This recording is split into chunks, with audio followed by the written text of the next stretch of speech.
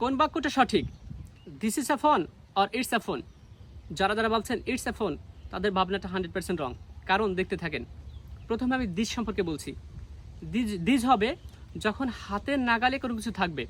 যেমন এই ফোনটা আমার হাতের নাগালে আছে, আমি বলতে পারি দিস ইজ আ ফোন। দিসের আরেকটা ব্যবহার আছে, যখন কোনো কিছুকে বা কাউকে প্রথমবারের মতো পরিচয় করাই দেবেন, তখন আপনাকে দিস ব্যবহার করতে হবে।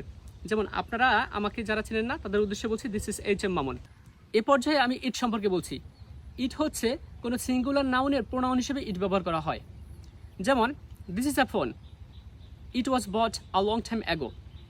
এই বাক্যে ইট হচ্ছে ফোনের প্রোনাউন। এখানে একটা ফোন, এর জন্য আমাকে ইট ব্যবহার করতে হয়েছে। ইটের আরেকটা ব্যবহার আছে, সেটা হচ্ছে যে বাক্যের সাবজেক্ট অস্পষ্ট থাকবে সেই বাক্যে ইট ব্যবহার করতে হবে।